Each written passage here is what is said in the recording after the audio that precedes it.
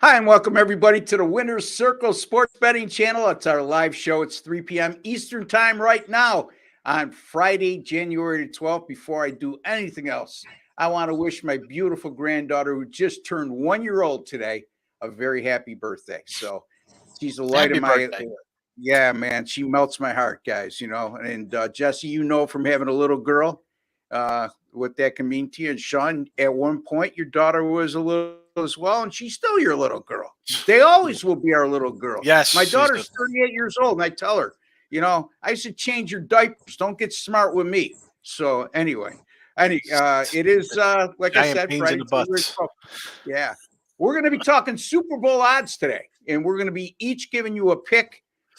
Money line odds to win the Super Bowl, one each in the AFC and the NFC, and you can make whoever you choose to go with. We put you in a position with the two picks that if one of them loses and the other one wins, you're still going to make a profit. So none of us are going to be giving out Baltimore at plus 320. None of us are going to be giving out San Francisco at plus 230, according to FanDuel just 2 minutes ago when I just checked. Now, that's not to say we don't think Baltimore and San Francisco are serious Super Bowl contenders. It's just our thoughts that when you make and again, I can't speak for the guys, but I know myself, I will not make a chalk bet on a future where you're only getting 2-1 in the case of Baltimore to win 3 games. So anyway, Jesse, how are you, man? I'm doing all right, Ross. Looking forward to the show. I love betting futures, but like you said, when we're betting futures, you're tying up money for 6 weeks or so. It's got to be worth your while. So I'm not making any futures bets unless it's going to be a big payout. Yeah, it's not quite 6 weeks, but it's a prolonged period of time, right? And same thing at the beginning of the year in baseball, basketball, whatever. If you make a futures bet and you bet a chalk, it's what you may win, but why put yourself through that agony of all that time that goes by and in a very small rate of return? But Sean, what's your thoughts on that, my man? I'm pretty sure you're along with us, but I can't speak for you. Yeah, and I like my futures. I do my baseball futures for season win totals and some player prop kind of stuff there with whatever Cy Youngs and whatever. But yeah, I don't. Where's the return value? It's got to be worth it, And you mentioned it. Are the Niners and Baltimore probably two best teams right now? Absolutely. Yeah. What kind of show is that coming in? Hey, let's take those teams. That's like going to say, let's take somebody on the ice who's minus like $4 yesterday. Yeah, you don't need us for that, right, Sean? You don't need us to come in and take a giant favorite. I think you like this team. I don't know. They're 19-point favorites, so yeah, they should probably win. I don't know why you asking me. Sean, could you remind us how your football futures did this year during the regular season? Not too bad. I think I had the Tampa Bay Buccaneers 10-1 to win the South, a win total there. Green Bay win total over. Although I did have them to win the North. That didn't get there. I had the Denver win total over there, and for them to make the playoffs. That did not happen. Colts to make the playoffs didn't happen. But listen, you get some plus monies. You're going to be all right when you can go 2-6 and make money.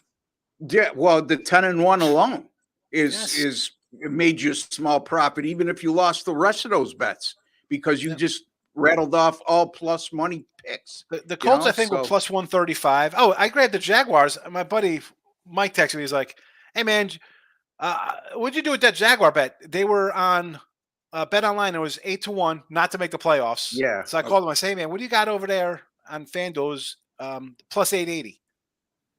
And he's like, "I'll check it when I get home. I can't put it in right now." And of course it hit. He's like, "Oh, I should have done it." I'm like, that's why I told you to put it in. But yeah, that was another one I hit. 8-1 there, Jags, no playoffs. So Ross is frozen. It looks like the snow and winds already affecting the Rochester Buffalo area. Look at that. Should we take a picture of that and just put it on Twitter and be like a serious look? I think that's a great idea. So screenshot that. I'll start here because we were talking about off air.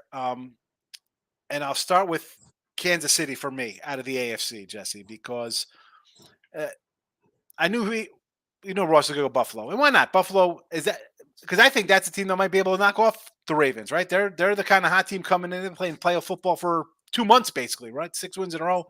Crazy loss to Denver, but they're rolling along. I'm going to go KC though. I'm going to go KC at 10-1, just cause they have a defense, and defense does travel. So I'll take my shot at a 10-1 there out of the AFC with KC. Good defense, and I got a Super Bowl quarterback, a Super Bowl coach. I know the offense isn't the same, but defensively, giving up 18, 19, 8, I think 17, 18 points a game, pretty darn good at a 10-1. That's my look in the AFC. And in the NFC, I like the Cowboys at 8-1. Again, to me, it's the Niners. You get their little triplets, their Cowboy replica triplets of Dabo, CMC, and Purdy. They look really unstoppable. The defense is solid.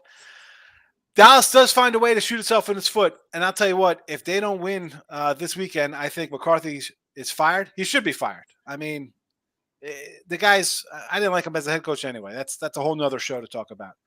But Dak, prove something here. You better win this game.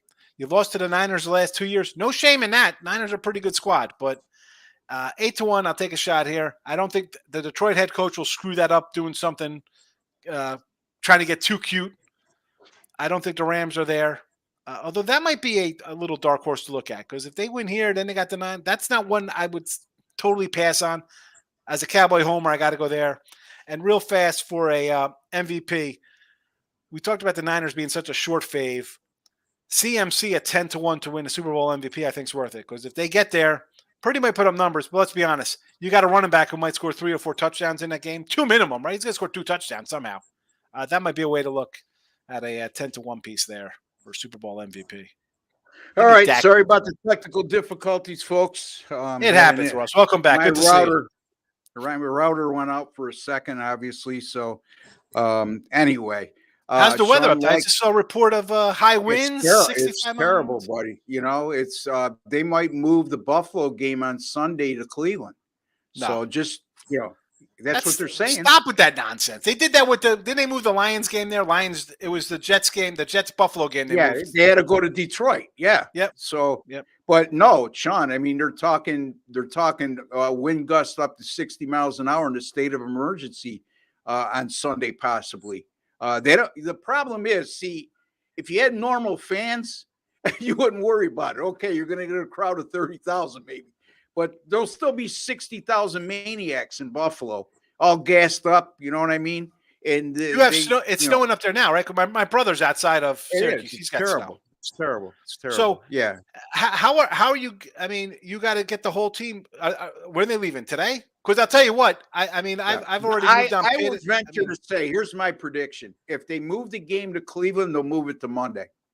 That's what I'm thinking. Why don't they and just then move the game to Monday? All bets will be null and void, or what? Yep. Well, here's the other thing too. I honestly, I talked about this yesterday. I'm curious to have you guys' thoughts.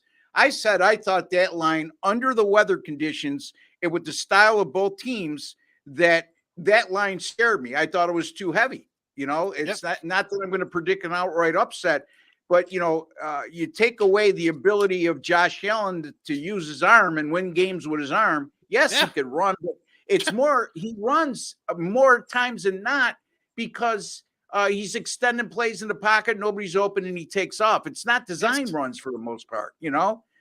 Pittsburgh, it's right up their alley. They rely heavily on their running game. Now I'll tell you, if this game gets moved to Cleveland, and I know this is going to sound absurd, I'd love the Bills because you could bet your ass that they're going to move that line down from 10 because now it's at a neutral site. Number one. Number two, now the weather conditions will be more conducive to who has the best passing game, and that unequivocally is Buffalo. But if it gets into this 3 yards in a cloud of dust type of game, Sean, it could get scary for Buffalo. Let's not forget that last week they outgained the Dolphins by over 200 yards again and only won by 7 points. Well, so because of the turnovers too, So yeah, it's. I know, but with the turnover issues that they've had in a bad weather game with so many variables, I'm not sure I'd want to count on them to cover that double-digit spread in a blizzard. Look, I'm not going to say Pittsburgh. I'm not going to go out on a limb and say Pittsburgh will win the game, but I would say that the probability of pulling off an upset, let alone covering a 10-point spread, those weather conditions that are being predicted, if that game is played in Buffalo, levels the playing field considerably. Yep. I'm telling you. So I heard the weather. I came in. Go ahead, I came Sean, in when I saw the snow's coming and heavy snow, like the Jets, New England. I'm like, I grab Pitt at 10. I'll take 10 points in a game like that because you take a quarterback out. That's the difference, right? I mean, you take a guy who's an elite quarterback on any team. Switch out any quarterback or any team for the Bills here, and Steelers playing against any team with no quarterback and bringing it down to their level. Take the 10 points. Yes. Yeah. I mean, really, 7.5. You got to take them because they're just better. You know, Dan, you commented on my concern yesterday, and like I told you, I hope I'm right. It's not like I'm not going to take Pittsburgh, okay? I can't. There's no way. I'm not taking Pittsburgh, regardless of the games played in Buffalo. I'm telling you that I just think maybe it's too many points for the Bills to cover in those types of conditions. And I hope you're right, Dan, because you disagreed, and that's okay. But by the same token, this game moves to Cleveland. It goes 7.5 or 8.5. It might even go more towards 7.5 than 8.5, and I'll tell you why. Because now you got the Pittsburgh element involved. If you give the chance for Pittsburgh Steelers fans to travel to Cleveland, which isn't a far jaunt whatsoever for them, now all of a sudden it becomes a crowd split of 50-50. And how probably a stadium that won't be full because of the weather. Why aren't they just playing it on Monday in Buffalo then? Sean, I don't know. I know that the NFL and the you got to understand Buffalo weather, Western New York weather. They could predict a horrendous storm and then tomorrow say those conditions are now predicted to be nowhere near as bad. That's just the way it is here. Yep. It's just the way it is. So the NFL is holding out because they don't want to move off that Sunday 1 o'clock slot, right? They don't want to double up on Monday night and have you got Buffalo and Pittsburgh, two small market teams going up against what? Philly and Tampa Bay, or Philly market alone, even though the better game is going to be, well, I shouldn't say that because that might be a real good game, Tampa and Philly. Anyway, great. I appreciate your thoughts, Dan. Yep, 2 man, 1,000 agree. Keep in mind favorites in wild card round over 8.5 covering. Yeah, but Dan, until they don't. This. Well, no, they're 10-1 recently against the spread, double-digit favorites. They're no longer a double-digit favorite. They are over 8.5. They're at 9.5 now, and you might even catch a 9. But the bottom line is those double-digit favorites. I would challenge you to look at the sites they were played at and the weather conditions in which those games are played at, and nothing is going to be remotely close to what the conditions are predicted for on Sunday, and that is my concern. It's not your ordinary minus 8.5. Okay, they're 10-1 against the spread. When you eliminate a passing game and a team that relies heavily on the pass and their quarterback to make plays, and you're playing against a team that's, look, they're shorthanded defensively, but they still look at their running game over the last 3 games. Now, Dan makes a good point. Who have they faced? I get that.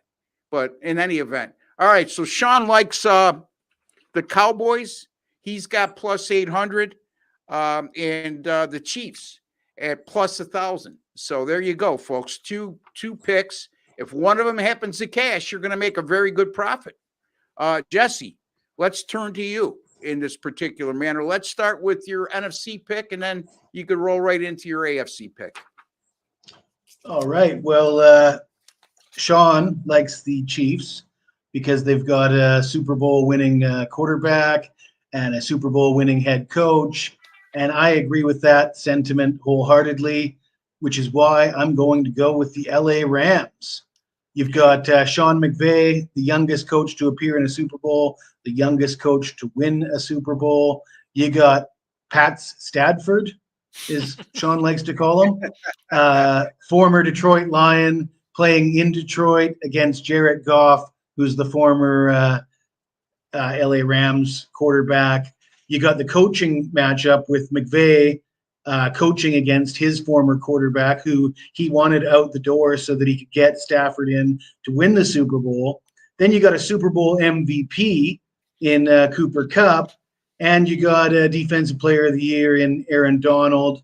Overall, it's hard to find teams with those kind of things going for them at this price, 50-1 to win the Super Bowl. Obviously, I don't think it's a lock by any stretch of the imagination, but I look at the Lions. I look at Dan Campbell, the way he's coached. I like Dan Campbell. I think he's a decent coach. I think he's in way over his head against Sean McVay. I go back to that Cowboys game with the going for two to go for the win. That wasn't. I don't think it was a terrible decision to go for two in the first place. But when you get moved back 5 yards and you continue to be stubborn, that was a terrible, terrible call on Dan Campbell's part. And I think I got the better coach. I got the better quarterback. I've got the hotter team that's won 7 of 8 games. And you guys remember that Packers game and Jared Goff and what he was doing with the fumbling and the intercept. I mean, it's hard to bet on that guy after seeing. I mean, that's perhaps a bad example because it was his worst game. But Goff is not a guy that I feel comfortable with compared to Stafford and McVay. And I think I like the Rams at this price. I think they're a live dog. I think they've got a shot. Yeah, I can't disagree with you. I mean, the 7 of 8, and the only loss they had was in overtime at Baltimore. You know, who's last should have won. Baltimore had to tie it up late, didn't they? Yeah. And you know, the one scary game I would say that if the Rams happen to beat Detroit, they're going to go into San Francisco in all likelihood, right? Unless, they're probably going to go into San Francisco, and that game would scare me if I'm a Niners fan. Yes, you've owned this team. Yeah, I know that the Rams beat you in the last regular season game and you had none of your regulars in. But one of the wins that they've had over the years against San Francisco prior to that regular season finale last week was a playoff win. And they got swept there in the regular season against San Fran. And McVay went into San Fran, won the game, and they went on to win the Super Bowl that year. So some good points by Jesse. All right, Jesse, what's your AFC?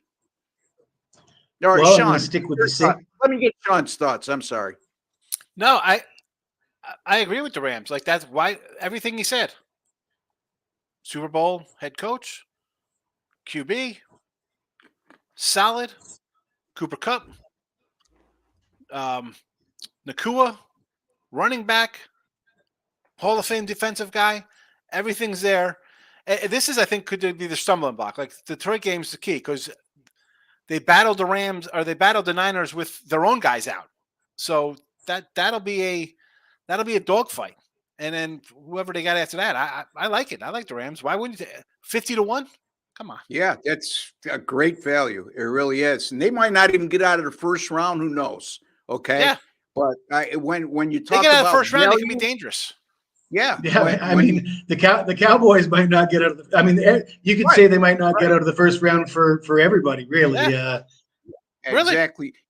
Yeah. But sometimes, Jesse, teams that end up winning the Super Bowl, we've seen it before. Their toughest game ends up being the one right out of the gate. And that could be the case here. You never know. But all right, let's get to your AFC pick.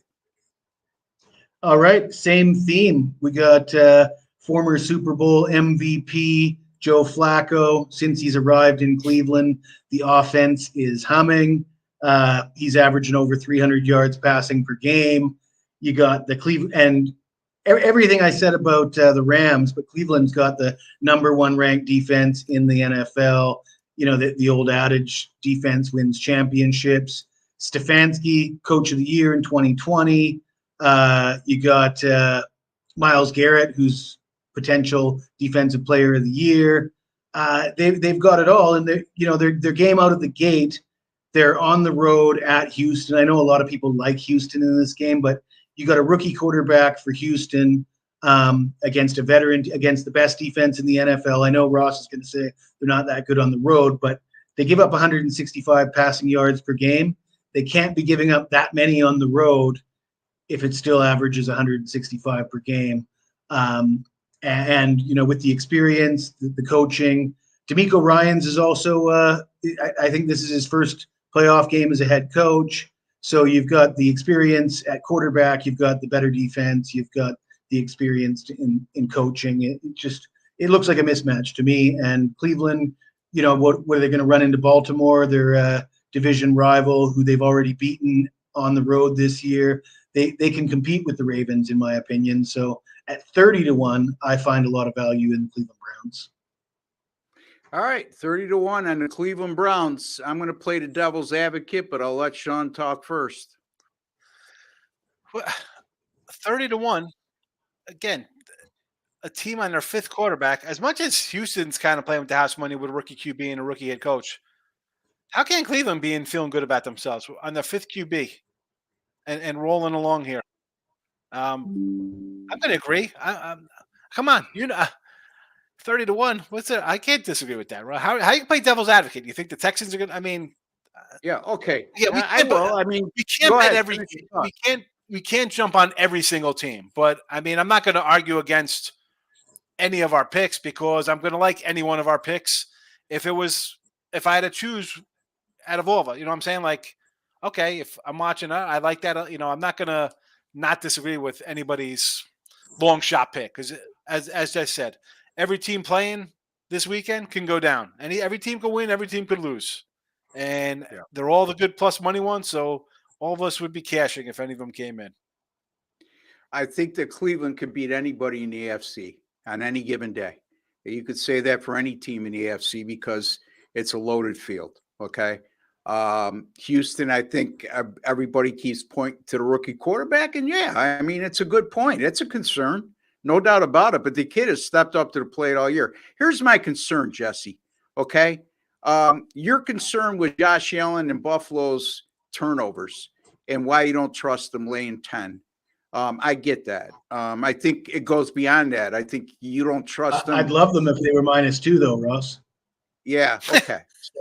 I mean, but in terms of making a deep run and possibly getting to the Super Bowl and winning the Super Bowl, I think that if I asked you right now, you would tell me your big concern is you don't trust Josh Allen because he turns the ball over too much.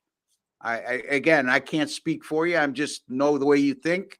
No, I mean, I strongly considered giving out the Bills, Ross. I think the Bills can be, but it's just I'm not sure if the Browns are 5 times or if the Bills are 5 times better than the Browns, and the price is just so much better on the Browns. You know what I mean? I get it. I get it. Like I said, I think Cleveland is in. I've brought it to your attention on several occasions. The disparity in defensive numbers on the road as opposed to home. The numbers don't lie here. I don't know. For whatever reason, Cleveland's defense is absolutely dominant at home, but very average on the road. I mean, they're giving up 21.3 points per game on the season, but 29.6 points per game on the road. That's 8 more points than their season average. And if you look at their home average, they're giving up a little over 12 points a game at home, or just short of 13.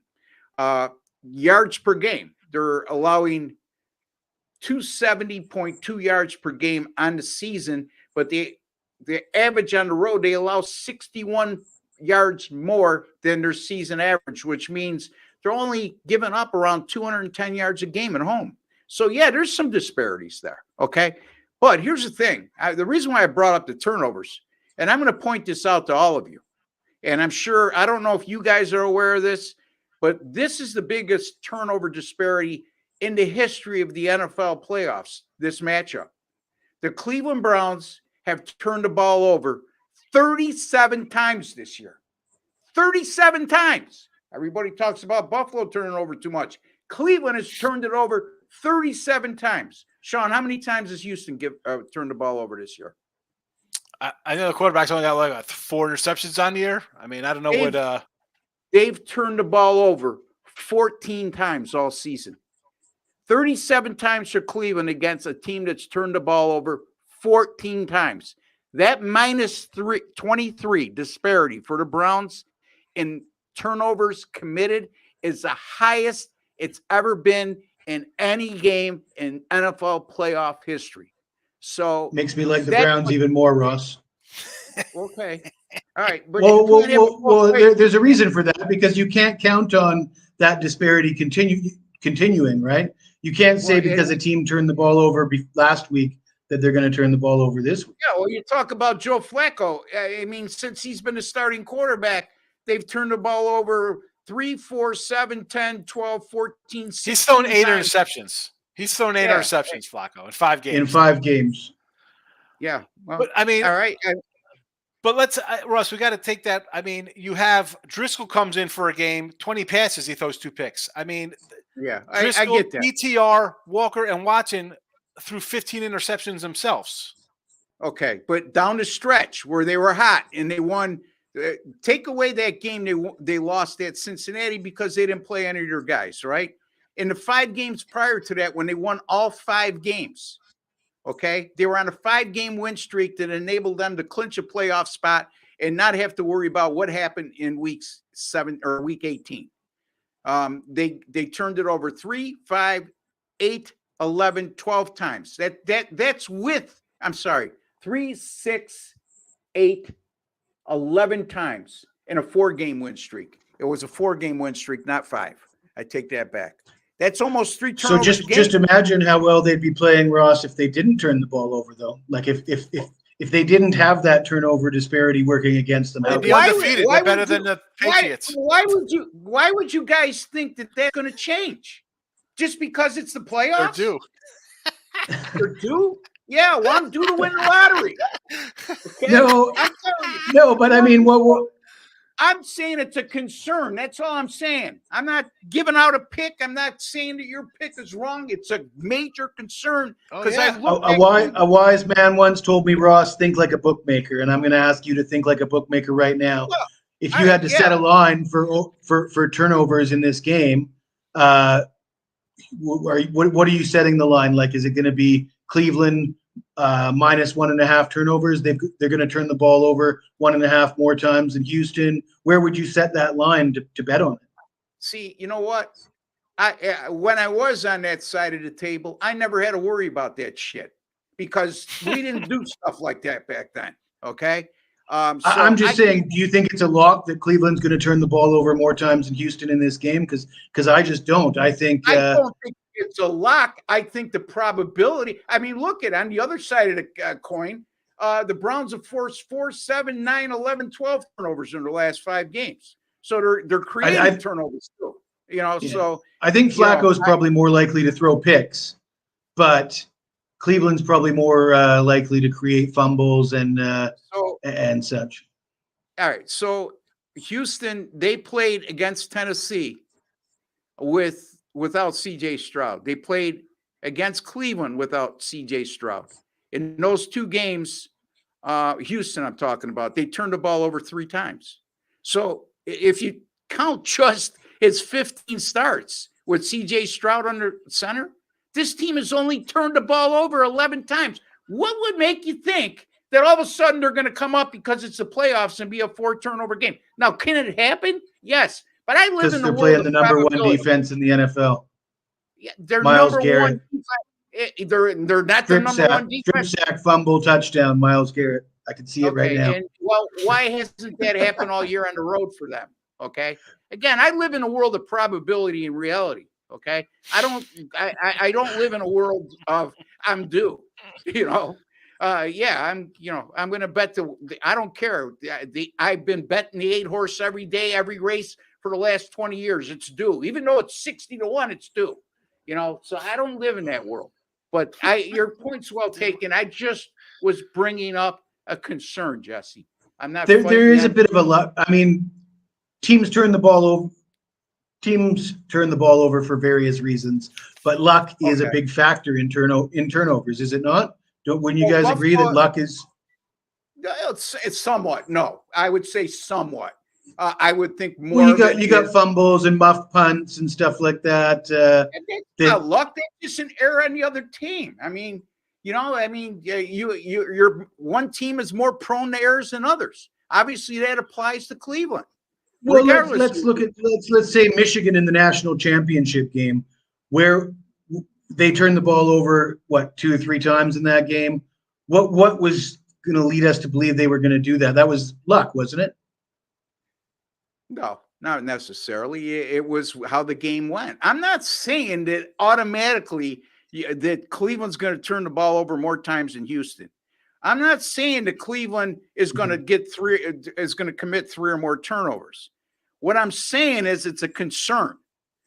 When I see a trend that doesn't change over a 17-game season, no matter who is at quarterback, we're talking about an error-prone team. Now, on the other hand, everybody picks on Buffalo. They turn the ball over too much. That's my main concern. Josh Allen turns the ball over too much. You know what they are? They're in their last stretch where they went 6-1 in their last 7 games. They're a +5 turnover differential. That's not Cleveland. I'm just saying. That's the only point I'm bringing up. I look at stuff like that, and your points are well taken, because I really contemplated taking Cleveland and on the show at the same odds until I saw that. And then I contemplated taking Buffalo, Ross, but I settled on Cleveland because of the better price. Again, don't mistake me. I am not fighting you guys on this pick. I am just saying it should be a concern for any supporters of Cleveland, not only to win it all, but going into this matchup. And so Texas money line, basically. Yeah, it's probably around 135, I would think. The Texans money line would be, I don't know, plus what, Sean? You look it up. All right, let's get to some questions. $1.20, you know. Well, home faves. Yep, that's a great point. Very true. That was in reference to me with the weather. Cowboys versus Indians. Chiefs versus Cowboys. Haha. So it will be Cowboys versus Indians. I am going to leave that one alone because Mr. Higgs already lost all his hair working with me over the last year, and I'm not going to make a comment. It's going to put us in any more jeopardy. And then we have Mr. Quinn here holding his breath whenever subjects come up like that. So there we go. All right, the Lions going to set. Go ahead, Sean. I was saying hi to Clint. He said, "Have a great day." I was saying hi, Clint. Yeah. What's up, guys? Hope everyone is having a great day. Thank you for chiming in, Clint. We appreciate you, man. The truth. It's Stat Pad for Jesse. Jesse, get it right. Come on, man. I mean, don't you know that? Sean's been calling him that all year, hasn't he? That's Padford, Pad, Statsford. There's so many combinations. There's your buddy, Ninja. He says the Lions going to eat the Rams up. Yeah, well, be careful what you wish for in a matchup. So, anyway, I'm loving the Chiefs' first half and full game. I'm laying the wood. Here's the thing. I'm looking at the total in this game, Sean and Jesse. I know that there's some under action coming in, and a lot of it's based on the weather. And the fact that Kansas City's defense is pretty good and their offense hasn't been up to snuff all year. Yes. However, correct me if I'm wrong, and if you guys disagree with that, are you more concerned with how cold it is when you're looking at a total, or are you more concerned about wind conditions? Because the wind conditions are pretty much going to be void in terms of the equation here. The winds aren't going to be high. It's just going to be extremely, extremely cold. Now we're talking about a warm weather team. What's you guys' thoughts on that? You got a heated surface, so I believe they heat the field, so it's not a rock hard field, and you got to have some concern over if the ball becomes a rock because it's too cold. It's pretty hard to throw deep passes when the ball is frozen solid or like a rock. But I'm concerned about Miami's defense with their 2 safeties and two starting safeties, 2 starting corners, both listed as questionable. I could certainly see linebackers out Miami giving up a bunch of points. Help me out, Sean. Listen, just take this off, Ross. Take this off right away. You don't want that on the screen. If you don't know what that is, just take it off. Take off, not on. You don't want. If you don't know what that is, no. For this game, he doesn't like the Chiefs. Well, I don't know if Ross doesn't know what the queefs are. I don't know if he doesn't know what that is. I don't want to get into a conversation on no. biology. Never mind. I don't know what it is. That's an off-air conversation unless Jesse wants to put it into private chat. No. Although it's live, someone might type it in and Russ will just hit the button and pop it up what it is. Yeah. The cold, listen, it's cold. My problem is that the Miami defense is banged up all over the place. But the Kansas City offense hasn't done much. And the Miami offense, again, you got guys hurt, banged up, and everybody's banged up in January. But the KC defense, again, I think it's giving about 17 points per game. Miami doesn't score. Let's look at them versus playoff teams.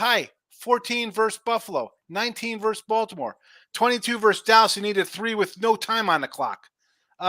You lost here neutral. You lost to Kansas City 21-14. Again, putting up 14 points. 17 points at Philadelphia. They don't score. So if they weren't score when they were putting 70 points up against Miami and scoring when everybody was healthy and playing, I don't expect them to put up points when Waddle's banged up, Mozart's 70 banged against up. Denver. Yeah. No, yeah, banged up. Point.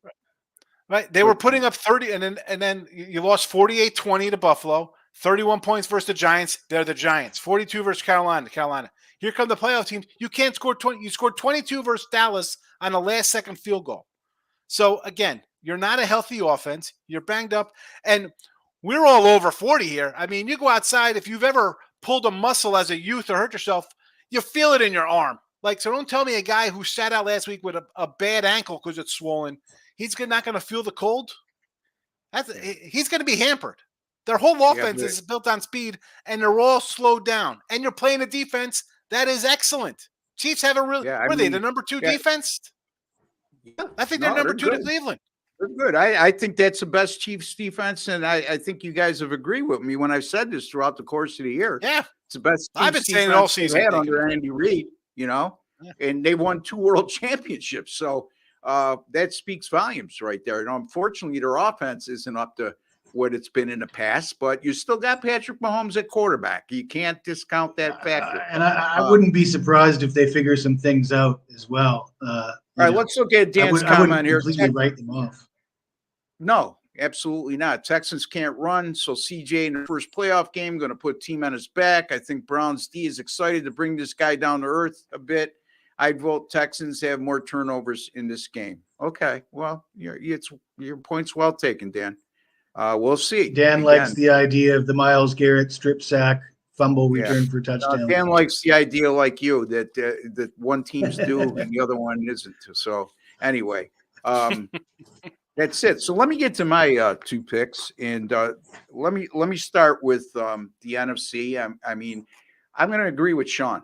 So we got the same team in the NFC, and it's Dallas. I saw 750 at FanDuel. Sean saw an 800. So somewhere in that area, folks. Okay. If you can get 800, that's great. But bottom line is here's how I look at this.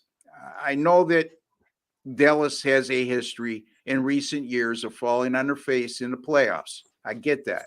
But you're still talking about a team, even though they barely got by in their last home game, they're 8-0 at home this year. 8-0. Okay. 16 straight.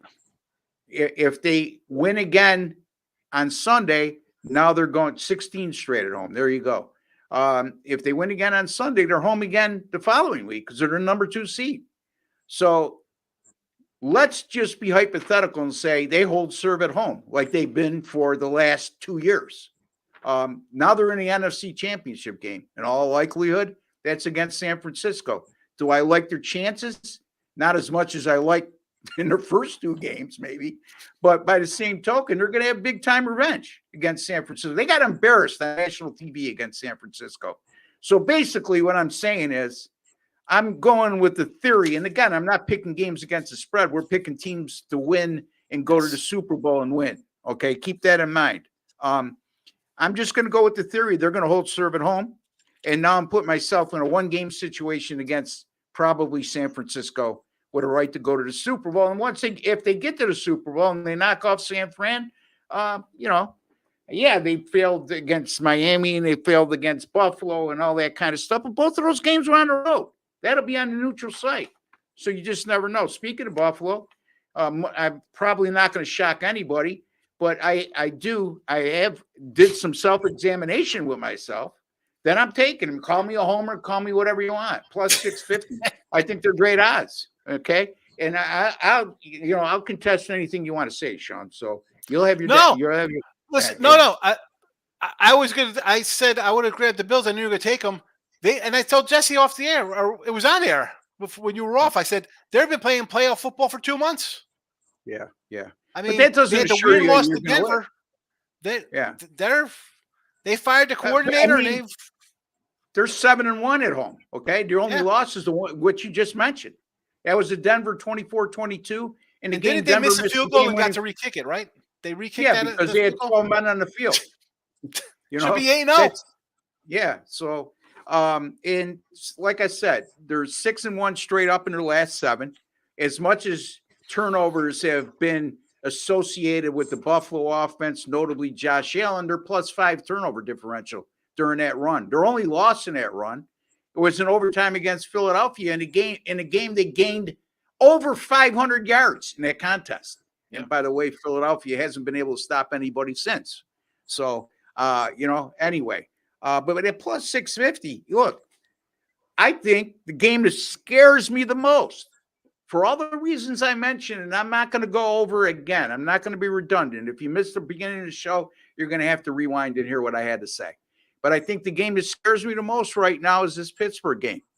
All right, now, let's say everything goes true to form. Their next game, if they beat Pittsburgh, which I think they will. Now, covering is another story, okay? And I'm probably not going to use a side in this game for all the reasons I mentioned. But if indeed they beat Pittsburgh, now who do they have next? I would think it's going to be Kansas City. You would think I like Kansas City to beat Miami at home. And Sean, for a lot of the reasons that Sean just said, I agree with.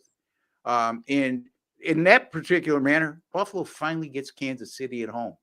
Not only at home, but in a playoff. And if Kansas City, if they're not there for the taking more than any other year, getting them on your home field in this particular year, in the state that they're in right now, where there's a lot of uncertainty. Yes, their defense is good, but are they going to be able to score enough to win on the road at Buffalo? So I like their chances there. And then it gets down to probably a game against the Ravens on the road. And again, like all of us, I'm pretty sure that all of us, when we made our picks, we're saying, okay, we're going to win here. Who are we going to have next? And then who are we going to have to beat in the championship game? Well, I would think the likely scenario is they'll go to Baltimore. And Jesse, I'll tell you, man, I know this is right up your alley. You look at the last 3 times Buffalo's played Baltimore, and you look at Lamar Jackson's numbers against Buffalo, rushing and passing. Buffalo has, for whatever reason, has had Lamar Jackson's number and has defended him better than anybody else in the NFL. Not 1 game, not 2 games, but 3 games. Now, they won 2 of those 3, and one was a playoff game. They won 17-3 at home. Last year, they went to Baltimore and won at Baltimore. And the year before the playoff win, I was at that game. It was in December. They lost the game 24-17. They outgained Baltimore. They held Baltimore in check. Baltimore made a couple big plays, which were the difference in the game, and they lost 24-17. So my point is, that's my path for them to get there. That's my path for Dallas to get there. And Jesse, any thoughts? Yeah, like I said, I almost gave out Buffalo on the show as well. I do like the Bills. I don't think they're going to be playing the Ravens, though, because they're going to run into Cleveland. That's my opinion. But I do like what Daniel Morris has to say. He's got Cleveland over the Rams at 751-1 or something like that. Yeah, that sounds really good. Because Cleveland's 30-1, and I don't know exactly. No, the exact matchup. Exactly. The exact matchup. Oh, I got you. Okay, in the Super Bowl, I got you. That's exact. It's not out of the realm of possibility, Daniel. Let me put him up to give him some notoriety here. It's not out of the realm of possibility. We saw Jesse's got both of those teams going to the Super Bowl. Look, they're both. Here's the only thing I don't like about that scenario you're asking not only one team, but you're asking two teams to win 3 straight games on the road to get there. That's the only, and that's why those odds are so high. That's why I got good odds. I mean, I don't have a problem with saying one team's. Look, Baltimore did it the one year. They won 3 straight on the road. I think it was with Flacco, as a matter of fact, that year. As a wild card, they won 3. No, I might be wrong. So I know it's been done. But to ask a team in the AFC and a team in the NFC both to win 3 games on the road, and the probability of that matchup is why the odds are so high. So, Sean, any thoughts? I've said since November I thought Baltimore was the best in the AFC, but the Bills were going to be the danger. I think I said this last week. They're the dangerous team. I said because all of a sudden you're going to close the season. We talked about it, beating Dallas, Chargers, New England, Miami, and in a playoff game. So you're winning 5, 6. They win again. So I'll be another. Will be 7 in a row, 8 in a row. How many wins in a row will that be by the time they won their last 5, 6 of their last 7. Their only loss was that overtime loss to Philly. So 5, 6, 7. So it'll be 7 in a row, 8 and 9, whatever, 9 and 10. I mean, is that the team Baltimore wants to play as good as they've been playing? I'll be looking at the Bills and the points in that game. Let's not forget. When they were 6-6 in their bye week, we discussed Super Bowl odds futures, and you were saying you said it. I'll jump on the Bills. You said it, Ross. You did. I said I don't think they're going to win it, but as a flyer at 50-1 at that time. What were their odds? What were the odds in August on this team? This is a team that was a Super Bowl. They were one of the favorites in the AFC. I think right. The only one. I mean, let's be honest. They're probably one of the top 5 teams to win a Super Bowl. Yeah, as a favorite. Not you had your Niners, your Chiefs, your Eagles, whoever. There's 4. They were probably one of the top 5 teams. Yeah. 50-1, and they have a path here to get there. But boys, let me tell you, this game scares me in this weather conditions. It really does.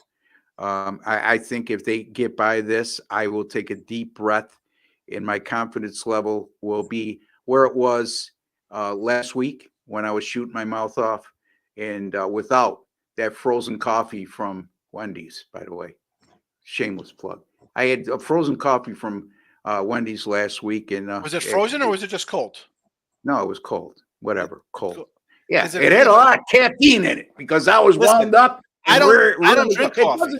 I don't drink coffee. I've never had coffee. So you're saying they're frozen coffee. Is that like you ordered a frozen coffee, or you asked for a coffee and it came cold, and you're like, wow, this is a terrible coffee. They give you coffee. It's iced coffee. So it's iced coffee. Okay, I've heard. Then they put the foam in it and all that stuff, and it tastes like probably more the sugar than the caffeine that gets you so wound up. That's why I enjoy the Asiago chicken sandwich from Wendy's. People would say, what's the difference, Ross, whether you drink a coffee or not? We've seen you riled up many times, and you're right, So, I believe if you want a snooze fest, I can give you a couple suggestions. I believe a fellow up in Boston named Will Hunting said that you could just eat caramels instead of having coffee. It'll give you the same effect. I want to remind everybody that our sponsor site is gamblersworld.net, where all 3 of us are there, and 7 other great handicappers as well. And by the way, Mr. Matt Fargo is going to start joining us in a few weeks on our program. He's a fellow Rochesterian like myself. Imagine that. I've never met, believe it or not, I've never met Matt on a personal level, but I'm going to take the time to do so. But he's a great handicapper. I've been on sites with him. Yeah, a long-time covers companion with Jesse. Fargo was always a stiff competition in football season. He's good. Yeah. So he's currently neck and neck with Sean for the on the leaderboards, all-time football leaderboards. I see. Yeah, it's pretty good in hockey too. Remember, you asked me if or Canadian Football League. He was right up there with you. Yeah, Fargo loves the CFL. Yeah. Am I really? Fargo's a guy. Again, man, he's the one who puts up W's, man. Yeah, he's a machine. He really is. It hasn't come to fruition at our site yet, but as we both all know, you know what I mean? Look at the tear I went on in the first 4 weeks. I'm leveled off a little. I've been terrible the last 2 nights, as a matter of fact. How do you like my pick last night, Jesse? UCLA. Oh my God. How I had the under in Stony Brook, Towson. under 130.5. They score 120 in regulation. It goes to overtime, and it's a stinker. How about having Boston, the Celtics last night, down 37 at the half? Wow, that was a good idea. Anyway, I'm on a tidy 59% run in college basketball to start the year. So good. 40, yeah, 40 wins. I'm 4-1 last night. I'm turning the page a little bit here. You were 6-2 at our site yesterday at gamblersworld.net, which is a couple hockey winners. I had to. Yeah. So if I'm going to find a hockey and NBA game every week to win, wow, it's going to be a good year. Yeah. If it's time to start bragging, I got some really good material for you guys that I wanted to share with you. Here we go, Mr. Playoffs. Here comes the playoff action. Oh, you seen that on Twitter? I just saw the reason I put it on Twitter, Sean, is because if I'm going to say it on the show, I want it to be out there. I want to, prove it. Listen, because if you start saying, I win every year. Look at what I did. Well, how do people know that, right? People are going to be like, yeah, I've heard guys say that before, but when you see the graphics, to the site that will document that, right? Exactly. So you do that. Listen, Jesse, you have nothing to apologize for. I wish Sean would do that more because he's got a lot to brag about, and he's wishy-washy with that stuff. But sooner or later, well, you know what I like about this, and I think Sean's seen it before with me, where I break down the years and the records, and they're almost identical, right? So last year's NBA playoffs, 35-19 for a profit of 13,070 units. The previous year, 33-19 for a profit of 10,600 units. Going back the last 5 years with the NBA playoffs, 134-87, that's 61% for a profit of 36,330 units. Mic drop. I mean, I don't know about you guys, but I'm pretty ecstatic with that. I would be too. And that's not only a great profit margin, but it's also tremendous consistency, which is a key in this industry. That's it. Look, we're all going to have bad years on occasion in a specific sport. But the bottom line is you pick it up with another sport you might not have done as good with the year before.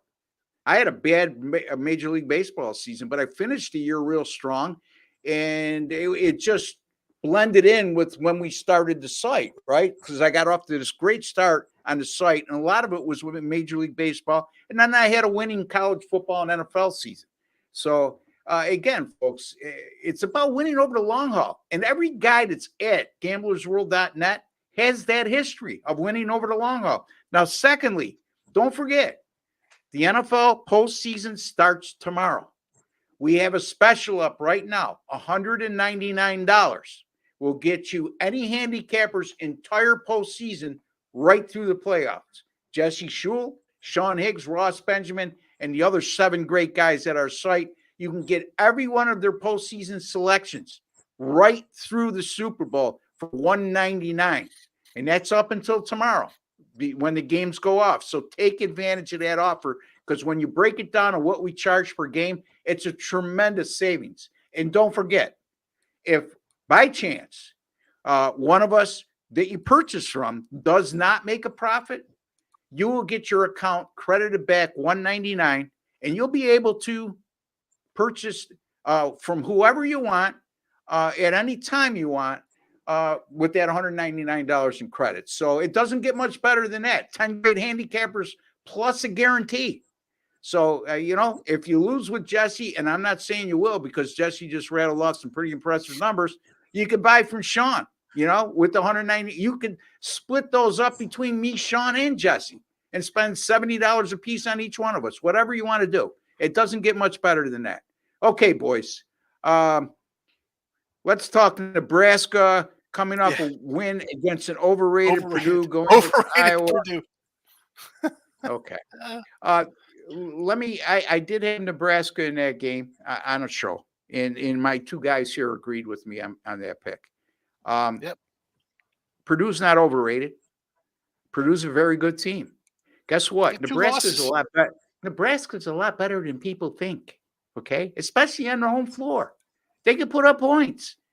That Asian kid, man, could he shoot the three, Sean? Unbelievable for Nebraska. I had the Nebraska-Indiana game. I was like, let's take Nebraska here. They won by 16. I mean, this is a good little squad. Let's give Ninja the benefit of the doubt, because if you just switch the wording around a little bit in that statement he made, and instead of saying overrated, say like highly touted, which if you're giving him the benefit of the doubt, that's maybe what he might have meant. Like, there's a distinct difference, though. I can't give him there is. Not everybody's the best with their words, though. And if he's alluding to it being a bit of a letdown spot, you just knocked off the mighty Purdue. Now you're on the road at an Iowa team that's been pretty decent at home. I could see if that's where he's going with it. I could see it makes, put it this way, the way I just said it makes a lot more sense than what he just said. Looking past Nebraska to face Iowa, Nebraska is the better team than Iowa. Nebraska's got the better record. Nebraska, I don't think they've lost they lost one game on their home floor this year. That was to Creighton. Okay. That's a good Nebraska team. I'm not saying Nebraska's going to win the NCAA tournament, but I think they're going to be an NCAA tournament team, guys. I don't know. Correct me if I'm at this juncture. I would say from what I've witnessed with my eye test, I think they're an NCAA tournament team. Yes. Well, I guess half the Big Ten makes the tournament, and they're probably going to finish in the top half. So, they're going to have 20 wins. They're 13-3. They'll have 20 wins. They're going to make the tournament. Yeah. No, but and if you want to, if we even want to consider, I was going to say they stormed the court in a game. I get it. You fade them off a game like that. You take Iowa in that spot, and the line's gone from 3 to 4. Do me a favor. Look up who Purdue has played this year. And this is why they're not overrated. Look at some of the wins they posted. Oh, yeah. That's why I'm trying to wrap my head around the fact that I think he misspoke when he said overrated. No, he just doesn't know what he's talking about in this November tournament. I'm not saying he doesn't know what he's talking about all the time, but he does not know what he's talking about. They beat Gonzaga by 10, Tennessee by 4, Marquette by 3, all on neutrals. Then they lost to the Northwestern on the road. The Iowa team you're talking about tonight, they beat them by 19 points at home. Beat Alabama on a neutral by 6, Arizona on a neutral by 8. On the road against, again, Maryland, they beat up Maryland pretty bad, 14. They beat Illinois, and then they lost. Again, but this is stuff we talked about, home teams in college hoops, Big Ten home teams. Like, it's a short number. You're gonna take Iowa in this spot. This is why you take Iowa. Like, yeah, we took Nebraska against teams at home. They were a home dog. Now you're taking Iowa as a little bit of a fave, on top of the fact that the team's coming off a huge win over the number 1, quote unquote, best team apparently. So yeah, it's Iowa. It's Iowa all day, twice on Friday night. Yeah, well, Iowa. I'm sort of confused. I'm looking at Purdue's schedule here, and correct me if I'm wrong, Sean. They don't play Iowa till Saturday, January 20th, which they have 2 games before that. Tomorrow they play Penn State, and Tuesday they play Indiana before they even get to Iowa a week from tomorrow. Nebraska at Iowa tonight. Oh, okay, I got you. All right, I was looking at Purdue. Okay, now Purdue. Oh, they played Iowa. Purdue played Iowa in December and beat them 87-68. Jesse is saying he was saying in Nebraska. I don't know what he was trying to say, Jess. I mean, I think he's alluding it to being a letdown spot, and that's why it doesn't make sense. If you're trying to set it up, like if your wording is to set it up, like, isn't this a letdown spot? Then you don't want to call Purdue overrated, because you don't have a letdown after beating an overrated team. You have a letdown after beating a highly rated team. So let's just switch it from overrated to highly rated, and all of a sudden the statement makes plenty of sense to me. Yes. So I put a lot of stock in KenPom and their rankings, and also their strength of schedule ratings. This is a team that's 14-2, Purdue. They have them number 3 in the country. Okay. Their rankings and rating systems are much different than the pollsters, and I put a lot more faith in what they do here through their analytics than I do against media people voting. What? Ninja just commented I was correct in my assessment. Okay. Well, sure, he's going to say that now. If I made a blatant error, I'm going to tell you you're correct too. That this is what I meant. Bottom line is, I'm giving Ninja the benefit of the doubt. Ross ain't. So it's I'm assuming Ninja follows you on your podcast too. So that's probably no. why He follows Sean. He's Sean's boy. Well, and then he's been on, but he's been in here before too. He's come in, Ninja. Oh, he comes in every week. Out in here. And I'm not criticizing. I'm just saying this time he's way off. You know, regardless of how. Well, like I said, if he just worded it slightly differently, it would have made plenty of sense. And I think I really thought he intended to say highly rated, not overrated. It was a slip up using the wrong word because it doesn't really make sense to say it the way he wrote it the first time. It makes plenty of sense if you just change it. And so you could tell that Jesse teaches.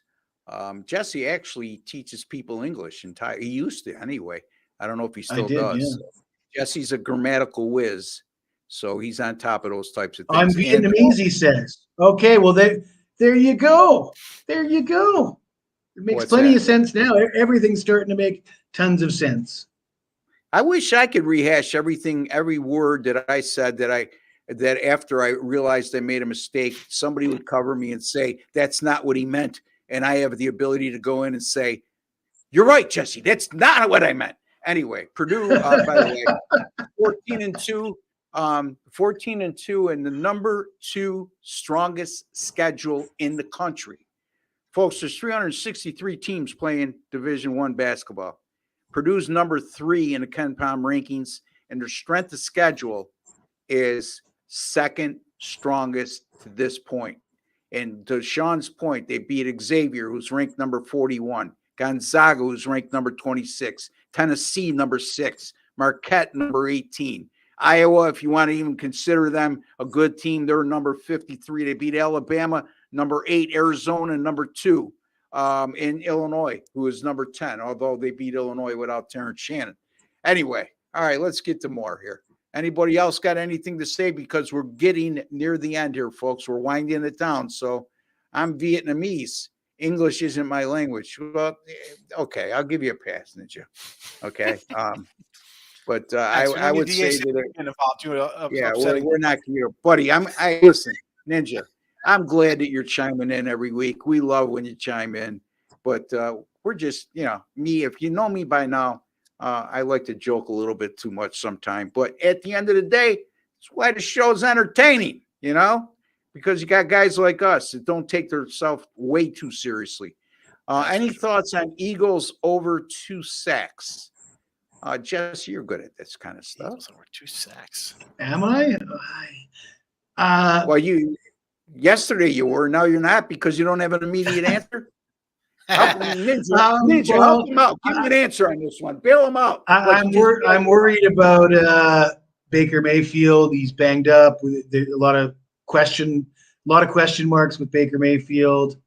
Yeah, maybe. I mean, I don't know. Maybe 2 sacks. I'd say yes. I'd say yes because I think it's going to be an ugly kind of game. And did you watch the game against Carolina last week? How this offensive line looked? I mean, he was getting slaughtered out there. So in a Philly spot with their ears pinned back and coming after the quarterback, I could say over to 2 sacks. Absolutely, Mar. Good to see you, Mar. If Philly has done anything good, I guess, through this horrible defensive stretch they've had, is maybe rush the passer, and I think I'm really giving them too much credit there. Ninja says Northwestern beat Purdue. Why Northwestern isn't ranked? Okay, maybe I shouldn't have given him the benefit. Bail him out, buddy. Bail him out because first of all, you know what? Again, if he's listen, Ninja, this is the way it is here. I mean, Ninja, you're throwing me under the bus. These cats here in the States, they vote. They don't vote by that. That doesn't mean anything. A team is going to get knocked off. A ranked team will get knocked off by an unranked team. The unranked team's got to do a little bit more to get into the rankings. There's just perceived. That's why we joke about like the ranked team. Oh, look at when we say a ranked team's an underdog on the road. The other night who did I have the other night? TCU, 4.5-point fave over a ranked team. Cincinnati, 5-point fave over a ranked team. throw those out. Don't worry about those rankings. Don't worry about those rankings. Listen, there's going to be plenty of situations where a highly ranked team gets knocked off by an unranked team. And by the way, if you want to consider what you consider Iowa a decent team, Iowa's ranked number 53 by KenPom. Northwestern's ranked number 55. That loss at Northwestern came on the road and came in overtime. So it's not like they lost to a horrible team. Northwestern's another one of those teams that when the season ends, I would venture to say they're at least at the very minimum going to be a bubble team, in my opinion. That's just my opinion. Anyway, guys, be on a bubble. let's wrap it up here. Jesse, and if anybody has last minute comments, let me know. Northwestern is 12-3. Purdue is 14-2. No, again, Ninja. I just hold on. All right, let me go here one more time with you, Ninja. That's a whole nother show, Ninja. Yes, Purdue, as I just mentioned, 14-2. All the teams they beat, the number 2 strength of schedule in the country. Northwestern, they're number 127 on their schedule. They're 12-3. Okay, their non-conference schedule. There's 363 teams playing Division I basketball. Once again, their non-conference schedule is the 322nd toughest in the country. So they play cream puffs. Get it, Ninja? They played cream puffs. I think Jesse defined cream puffs for him, so we don't have to go there. Anyway, Ninja, I appreciate you, man. Chime in all the time, buddy. We really, really appreciate your thoughts and comments. All right, Jesse, tell the folks why they should invest their money at gamblersworld.net on Jesse Schule, the guy they call the Jewel. Well, I already bragged about my 5 years of dominance in the NBA playoffs. We're not quite there yet. We're still really excited about college hoops. I had a tough luck overtime loss last night, but I'm still going toe-to-toe with the big boys at gamblersworld.net, fighting for that number 1 spot. Still 58% after last night's loss, 58% for the season. Usually when you're hitting over 55% with anything, you're doing pretty well, unless it's Major League Baseball and you bet too many favorites. But in a against the spread sport like college basketball, 58% is not bad. So you're in good hands if you're following the Iceman. Why should you buy from me? Because I'm number 1 at the site right now, despite my last 2 days of abysmal performance. Why should you buy from me? I went 0-5 the last 2 days. And I'm going to use Jesse's analogy, or no, not analogy, because that's not the right word. I'm going to use Jesse's example. I'm going to use Jesse's mindset. I'm going to use Jesse's theory. Because when you have a great handicapper like myself or any of the other guys on the site, including these two, and they have an 0-5 2-day stretch, they're due. Right, Jesse? They're due. Anyway. Wrong, Sean. Ross. Ross, are you familiar with the logic that if you flip a coin and you hit heads 5 times, what are the odds that it's going to be heads the next time? Jesse, I don't think that deep. Anyway, go ahead. It doesn't. I think it's implied odds, or wow. I don't know the exact terminology, but the point being is it doesn't matter what happened previously. The odds remain the same. It's still 50-50 heads or tails every time you flip it, regardless of what happened the previous 10 times. So, with all your cooking steaks and times you put into research handicapping and the beautiful family you have and the dedication you show to your wife and your children, you've had time to research flip of the coins and probability. Boy, oh boy, man, you don't sleep, do you? Anyway, Sean. Let me get back to you on that next week. I will have a perfect explanation for you. Sean, go ahead, buddy. All right. NFL, pretty good season. Not too bad as we wrap it up. I'm doing all right there. More importantly, NBA, 67.9% of 19-9 record. Not too bad. And hockey, pretty good. Not as good. 61.8%, 21-13 on the Gamblers World site. So I'm finding the winners. Not as abundant betting as I do in NFL and college basketball, of which I'm back to 500 college basketball. So that's a good thing. Still early. Yeah, again, I'm glad to turn the corner there. But the other ones, again, you could, if you're not doing so well or getting a little better, and the other ones are cashing, it adds to the bankroll. And so far, I'm two sports I don't really jump in a lot in, and I've a lot more games than I've normally bet at this time of year. But again, we're talking 68 and 62%. I'm keeping doing. I was just telling my buddy Anthony, I'm like, you know what? It's just working out. Whatever I'm doing right now with NBA and hockey, I'm going to stick with it. If I like it, I'm going to go. If I sort it, I'm going to stay away. Whatever. The leaderboards are there. You see how I'm doing. You see how everybody does there. You know. And Anthony from New Jersey will be making an appearance on our show next week, telling us all about Sean and his plights when they were kids. Anyway, also Anthony. Also, folks, number 9, I am at sportscapping.com, which they do a great job of monitoring our picks. And I only mention that because we don't have football overall statistics at our site. So I'm number 9 there amongst 75 guys that are monitored. And my NFL playoffs, I'm looking forward to it like these two guys. Don't forget, folks, go to gamblersworld.net, $199 will get you any handicapper, including us three, for the entirety of the NFL postseason, including the Super Bowl. And also we got college basketball going on, NBA going on. Jesse and Sean partake in the NHL as well. Jesse more so than us two. But we have a lot of great options there. And you have the guarantee that if we do not win, we do not make you a profit on single game, multi-game daily packages or subscription plans of 30 days or less. We will refund your purchase for the exact amount that you spent. You could use it any which way you like. Jesse, there's a like button. Oh, wait, one more thing, folks. Subscribe. There's a black subscribe button right underneath the video box here. And if you're on your PC, you can use the WC logo in the bottom right-hand corner for the same thing.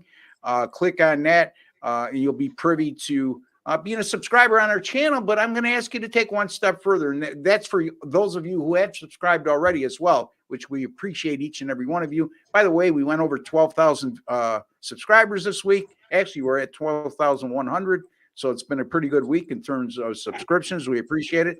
But if you go into your YouTube settings, you will see you can click on the Winner's Circle Sports Betting channel and hit that notification alert bell, and you'll be notified upon any of our 6 podcasts weekly going up on our channel. We thank you once again, folks, for joining us today. And Jesse's going to tell you about the like button and what to do with it.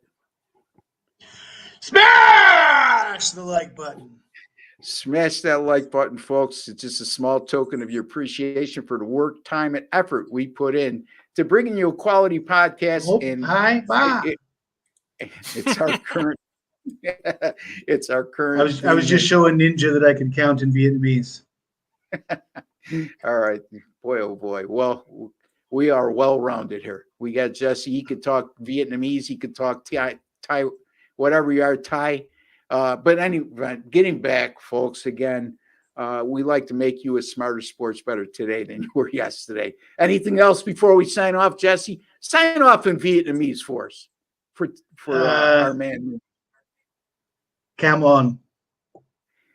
God bless and take care, folks.